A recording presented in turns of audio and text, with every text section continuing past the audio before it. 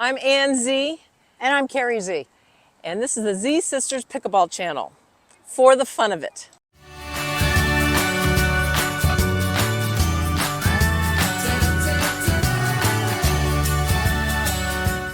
Welcome to the very first episode of For the Fun of It. Today's show includes hot topics, the upcoming pickleball match with some tennis legends. We're going to share a memory about one of our mentors, Billie Jean King. We asked Carrie to discuss the concept of the upward spiral in the setting intentions section of the show. We also give some pickleball tips on how to play against a banger. After all, it takes one to know one. We are so excited to have you join us. Today we're going to start off with some hot topics. I just read that Agassi, Andre Agassi, Andy Roddick, John McEnroe, and Michael Chang, some of our favorite American tennis players, are going to be playing a pickleball match, singles and doubles, in Hollywood, Florida, April 2nd. I can't wait to see all of them on the court. I can't wait to see their tennis strokes compressed onto the pickleball court. I'm very interested in what they're going to do.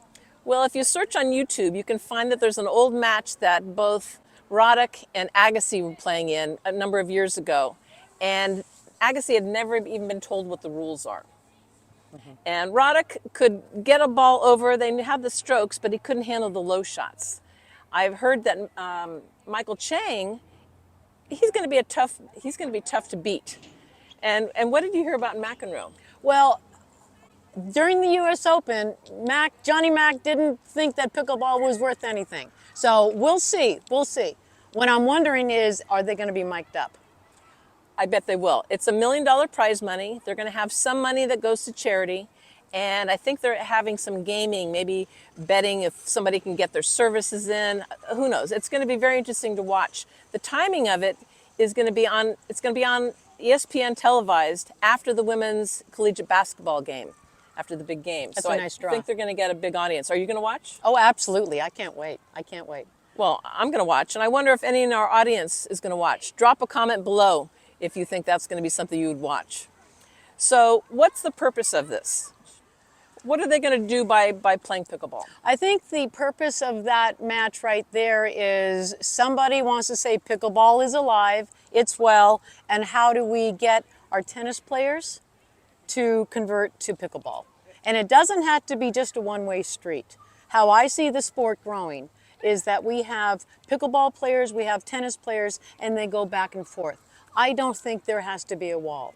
I really don't think so. If it's a sending and receiving sport, I see no reason why we can't go back and forth and learn from every single time that the ball is hit, every single time the ball is received. Well, I know that, so I've been playing pickleball maybe 5 years and maybe you 4 years. And I got to tell you, it's really fun. It is really a fun game. It's fast, so it has reflexes. It's a smaller court. As you get older, you can run down a lot of the shots. And I think that they're going to show that as retired tennis players that there is life after tennis.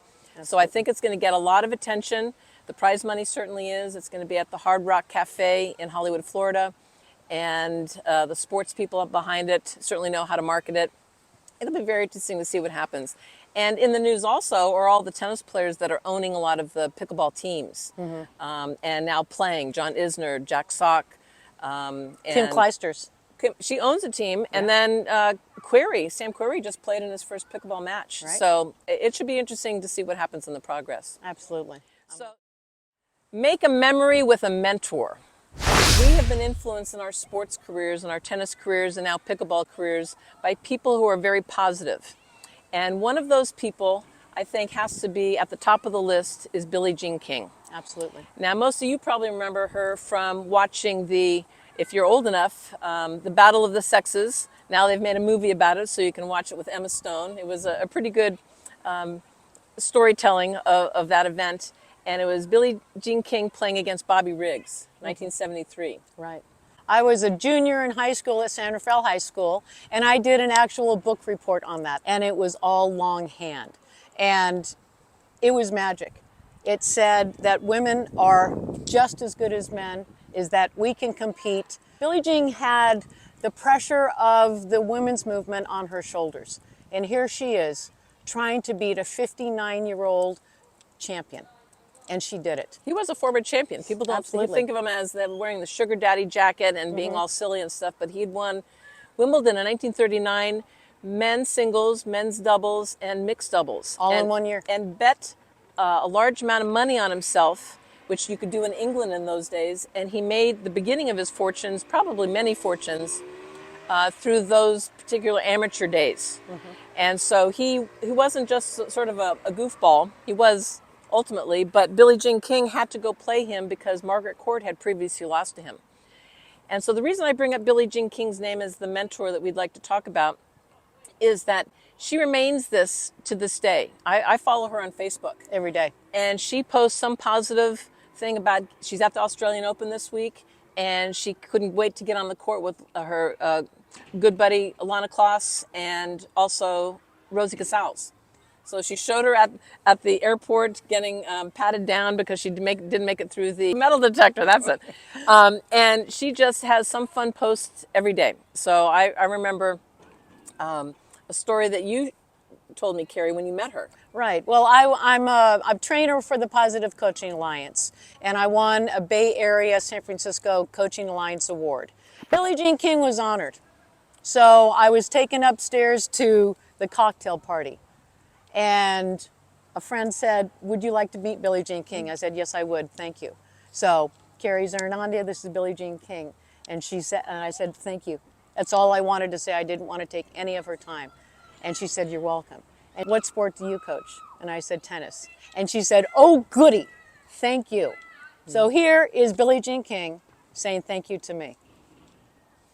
Well, I remember too, we saw it another time. This is back in the 70s. Carrie and I would go to the Virginia Slims tennis tournament. We were watching Chris Evert, and we follow Billie Jean King into the press conference after one of Chris's matches. And this was at the Civic Auditorium in San Francisco. In San Francisco. So we were in our late teens, and we follow Billie Jean King in, and she ends up holding court with the press and whatever people were there as fans.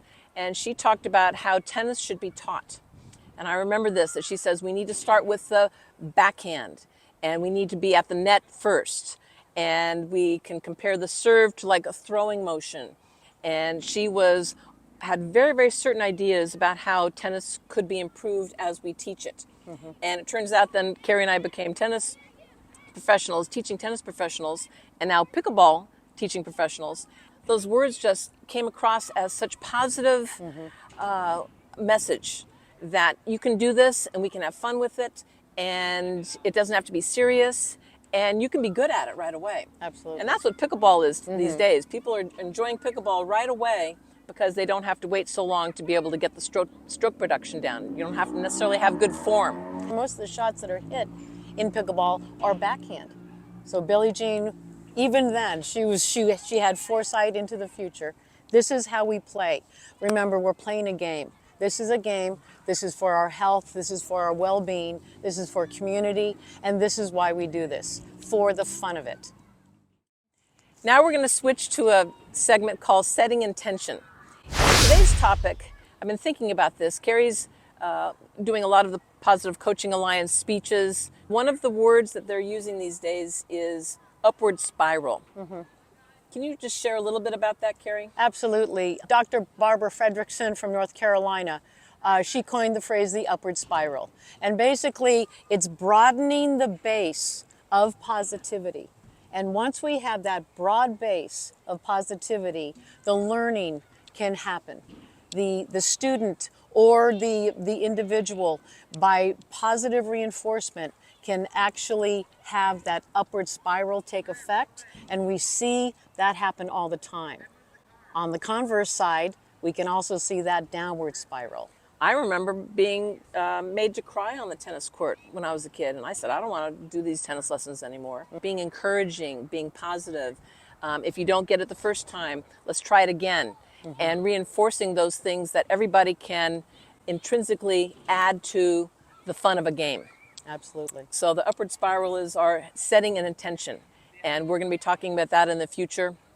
And you'll notice that on our logo, there is a spiral that's in the background. And we have that in a deeper blue color than our blue background. And that was on purpose because we really believe in that. That if you are succeeding and having fun, you're going to do better. And you can see the community at large here. When we drive by or when I walk by a park or a facility and people are playing pickleball, they're having fun. And this is the broad base of it right here. So again, we can grow this sport, we can grow any sport, but especially with pickleball. When we are having fun, when we're encouraging each other, when we are, even if we miss the shot, there's often laughter right after it. Everybody's just laughing, dying laughing, as we used to say. Yeah, no and kidding. that's it. That's what we want. We want a connection with our partner. We want a connection with our community, and this is how we can get it. Great. There's another segment we're going to introduce right now, and that has to do with a pickleball tip. And today we're going to talk about how to play against a banger. A banger is, I was called that the first time I stepped onto the pickleball court. That usually implies that someone comes from tennis. I do say that you can be a banger without being a tennis player, but you like to hit it hard. There's a big swing involved because in tennis we have a larger court and a larger racket versus a smaller court and a smaller paddle in Right. pickleball. And so when we hit it hard, that term banging comes in. So we're self-proclaimed bangers. We are Z Sisters Pickleball, and we are bangers. We're working on it. But we're also dink masters, lob masters, anything in between, angles. We love playing the pickleball game the way that other people like to play it too. So it's not just banging. But there are a couple of tips that we can give as tennis players of how to foil that banger. Carrie, why don't you start with one? Well, the first one is certainly just identify that somebody on the other side of the net is just taking this big, massive swing. And here comes all that momentum, and that ball's coming right at you. What are you going to do? You're going to get down low. You're going to get down low, and your paddle's going to be defensed on the backhand side. You know, another way you can tell if somebody might be a banger is when you're having a conversation before you even step on the court and you say, what sports did you play? And if someone says, I'm a tennis player, and I'll say, well, where did you play? And maybe if they grew up in the Sun Belt in Southern California or Florida or Northern California or Texas, that could mean that they like to hit it hard. Right. Because there were more hard courts. Florida, not so much, but you're going to see a long backswing on a ground stroker from Florida, a la Chris Evert. And so you're going to have some information before you step on the court. And like Carrie says, seeing that big backswing, getting ready, and expecting that ball to come to you really, really fast. Right. You know, it's funny, with the pickleball and the tennis ball, you can see the holes of the pickleball. And are you seeing any sort of spin on the ball? And that's looking at the ball coming at you. If you see those holes just go straight past you, there's no spin on the ball. If there's no spin on the ball, it's probably just going to hit past the baseline. So you can let go of some of those really hard shots, especially if they're hitting from a low position on the court and that big backswing, like you said. If they have some spin on it, think of your son Brooks. He loves to hit topspin. He doesn't make them all. So even when people hit some of them in, they're going to miss a number of them. So if you can identify that ball that's going above your shoulder and let it go long, you're going to get some free points against those bangers. Absolutely. So being ready, expecting it to come to you, using the backhand, which will be protecting your body itself, because coming at you, the middle is going to be easier with a backhand than a forehand, getting around on it. Right. Talking to them to see if they really like to, and if they're self-proclaimed bangers. Right. I know that playing a lot of rec pickleball at the beginning, I said, I'm Anne Z, and I'm a banger. giving them the information that it's going to be coming hard. But what I love is to foil them by then doing a drop shot, Right. or a little drop volley. So one way to do that is with what we call soft hands. Doesn't mean that my hands are soft, but when the hard ball comes, you lighten your grip in how hard you're holding onto it, and the ball will then just sort of die and pop off over the net, hopefully. And so you can foil a banger by having soft hands, being ready, like Carrie says, and just having some fun with trying to mix up the shots. A banger usually just hits one speed all the time. Right. We can absorb the power. In tennis, we are absorbing a really hard shot by our body and possibly just holding the racket a little bit softer. Same thing with the paddle. If that ball's coming at us, soften up your hand. Like Anne said, my hands aren't soft either, but my grip is soft. I'm not holding on to it more than maybe two or three right in there softly. And then that becomes a block then. And so that kind of block volley, you can do that on someone's serve that's hard, is a block return. Don't add any extra swing of your own. And that's what I see as one of the problems when people have a hard shot coming to them. They add more power and then their ball goes long. So I think there is a way to handle the bangers. Have some fun with it though, because they're part of the game. They're going to be here and stay here forever. It's just a matter of knowing what to do when those situations arise. there you go. Okay, today we're going to wrap up our first segment of For the Fun of It, Z Sisters Pickleball channel. We've enjoyed spending some time with you. We're going to try to be here monthly, and next time we're going to add some of our pickleball pals to join us. Included again, hot topics. We're going to have some tips. We're going to have an intention and a favorite mentor memory. And if you'd like to write in and suggest any topic, we'd love to hear from you. And we hope that you're going to subscribe because Absolutely. Carrie and I are in for the long haul. We love pickleball, and we're going to share some of our knowledge as tennis players, tennis professionals, and just people who love sports. Yep. It's just another game, and we love playing it. So we'll see you next time. Thanks for joining us.